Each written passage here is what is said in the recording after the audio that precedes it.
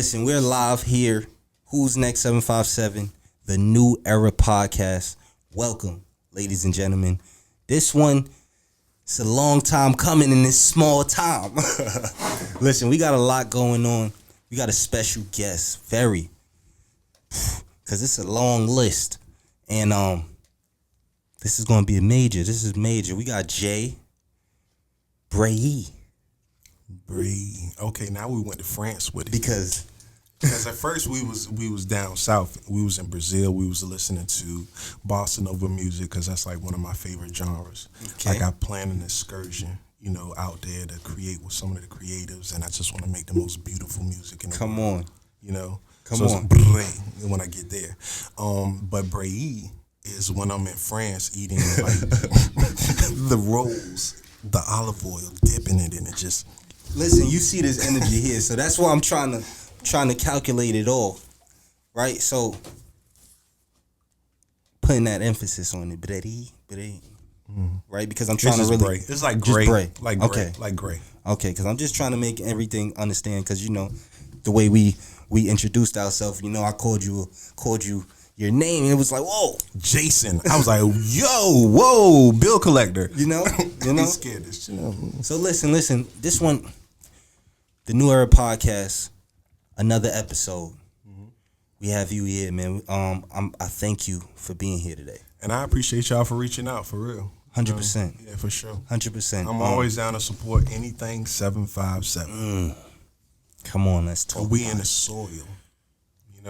Like I do it for the next generation of me's. You know what I mean? Like the people that they got these great ideas, but they might not know how to put the pieces to the puzzle together. Okay. And so I might have seen that puzzle get built, so I can say, all right, well, how can I help? That was powerful words. Listen, let's talk about the 757. Let's talk about Virginia, right? Born and raised. Actually, let me not even get there. Let me ask you. Born and raised where? So South Norfolk, which is Chesapeake. Yeah. Right in between. Mm-hmm. How was life growing up? All right, so in Virginia. All right, so I'm gonna say this: like, it was cool. Like being from South Norfolk, I'm from Chesapeake, but I'm from the part that's closest to Norfolk.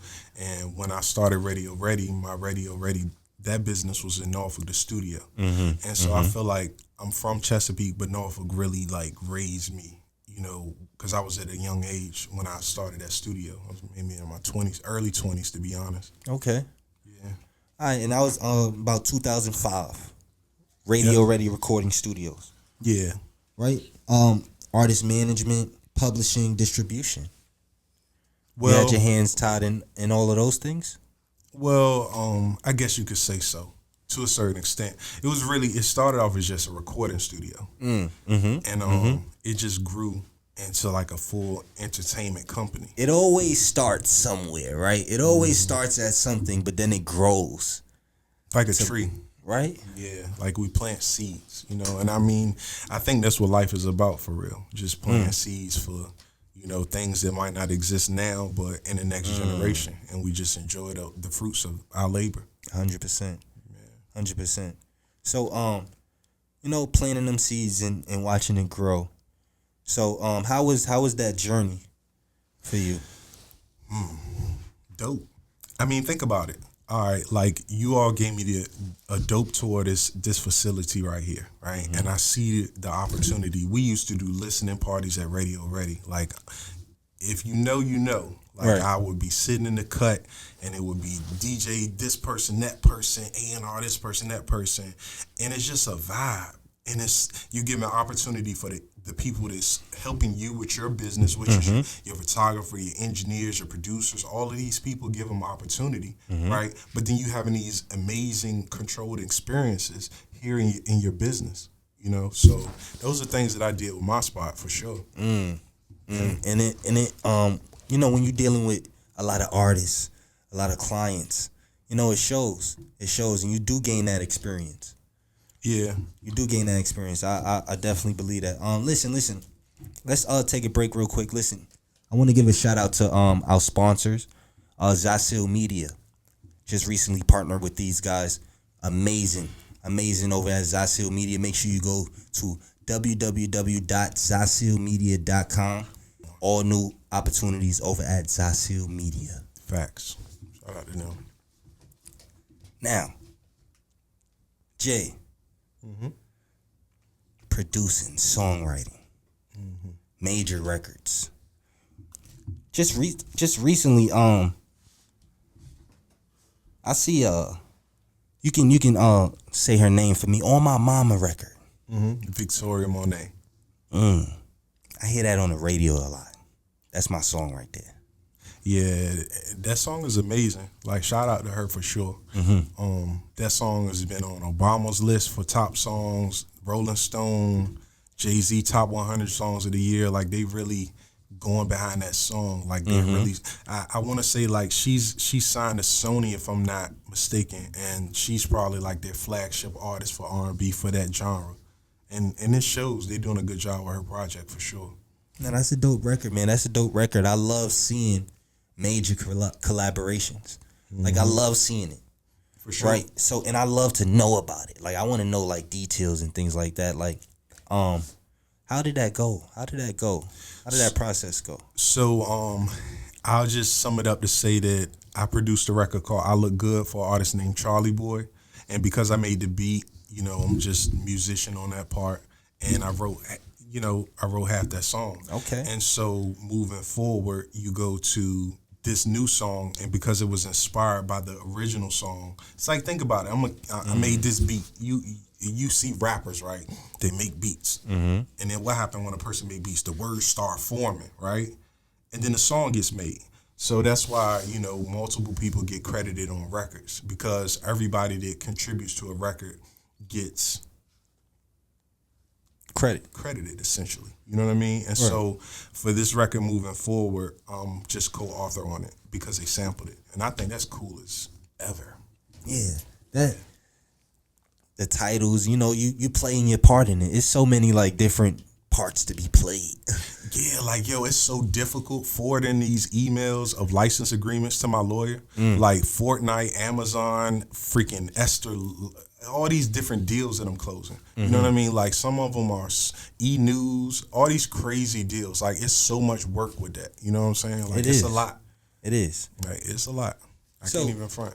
So, being in the game, being in the music industry, right? Doing what you do best. Having the experience you have. Let's dive more into actually what you do currently. 2024. 2024. All right, so 2024. All right, let's take it back to my birthday. Let's take it back to November the 9th of last year. Let's take it back. November the 10th, the nominations was announced. But let's take it back to when I turned freaking 40, which was the year before that. I turned 41. Boom. So I hit 40, and I think to myself, like, yo, I said I was done with music. I quit it. But I'm like, nah, that ain't. So this ain't, I'm not even serving. I'm not even being who I am for real. Like, what am I doing for real? So I made a pact with myself at age 40, right? That was November. That month before, I get an email from Sony, right? I don't know who the artist is. So I'd already made an agreements with the universe. Like, I was already just locked in, right? And so, like, the fact that when this song hits, I'm already lined up to say, all right, I'm jumping back into what I was already doing. Like, because I took a sabbatical. Like, I closed my studio around COVID. There was a lot going on. There's a lot going on, you know, and I'm just like, I need to just take a break, just connect with myself and figure out what I want to do with the rest of my life, you know? Yes. I mean, 14 years, that's a lot of consistency, you know what I'm saying? And it's not just consistency with my own self. We're talking about what got birthed from Radio Ready, the consistency of that. You know what I'm saying? Like, that's different. So, like, I needed a little time, you know what I'm saying? And it's like, when you're filing taxes, kid from the streets, red zone, you know what I'm saying? I don't know nothing about nothing. And I'm like, damn, like, I'm doing these, I don't even know what to do with that. Like, Like now this shit actually work. Right. I definitely don't know what to do with that. I need some help, right? And so I realized that, like, you know what? I said to myself, I will not ever run a business by myself if I don't have a team surrounding it. And so I'm like, yo, I'll gladly just do whatever. I mean, like 70,000 driving Uber on accident last year. Like 8 bands in a month just driving a car, writing business ideas. I won't tripping. Right. Seriously. You know what I mean? But fast forward to now. So, yeah, because I was about to say something. Yeah, because I was on a rant. I like what you were saying. Here's where we're going though, right? So when the song comes out, right, November the 9th is, all right, I find out that I'm nominated, or oh shit, you might be about to be nominated for a Grammy. This is considered at this point, right? So I'm like, all right, the first time I have a hit record, I'm just taking care of the family. You know, I'm running my business. I don't experience that. So this go around, I'm like, all right, I'm gonna have some fun with it. Let me see what I'm gonna do, right? So I'm like, my birthday coming up, I'm gonna go to fly to London. Fuck it, right? So my birthday, I have a birthday. I go with my parents, my kids, and all of that, right? And we just having a good time celebrating. November the 10th, my flight to London. I oversleep and miss my flight. But I sat in the car and watched the Grammys on the phone, seeing that I was nominated. Right. Paid an extra, who knows what, got on that flight to London. You know what I'm saying? Luckily, my cousin, shout out to Tink. She loved me. I love her too. Cuzzo, Tink, I love you, Cuzzo. I do. Because that was my birthday. She gave me a gift, you know what I'm saying? And so I went to London and I had this great experience. We was backstage 50 Cent concert. Shout out to Fit. You know, I sent him a DM, but he was busy. Goddamn, coming from all that shit. Right. That was wild. And then the next day I was at DJ Academics event. I was on stage with some guys in the UK trying to shoot my shot on a stage, cutting up. Story of my life. But then, fast forward, Grammys. I'm supposed to be there. Right. February. Yeah, you're supposed to be there. I'm supposed to be there. You're supposed to be there. I'm supposed to be dapper. I did it. January 16th. Yeah. House fire. Lose everything. All my hard drives, my laptops, everything. Oh, man. Poof. All my J's. Damn. Nah, listen. That's kind of crazy. But you know, life is like after Sorry like 2-3 days. To be honest, I'm just like, to be honest, it's like it's a blank canvas. You know what I'm saying? So you know, we just gonna paint a beautiful picture. Yeah, got to moving forward. Yeah.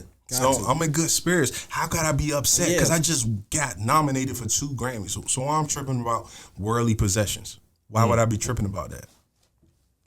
Yeah, that's definitely a major accomplishment. Thank you. It's definitely a major accomplishment. Congratulations. Thank you. You know why I be stumbling over words, man? I thought we could accuse of shit. Yeah, he going crazy. He thought he knew our he thought he this. Yeah, we're gonna do that one. Listen. Right? This is good. Cause I wanna know a couple things, cause I like talking business.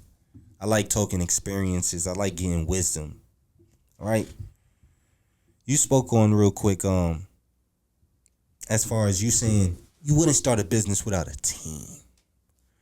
Right? So I understand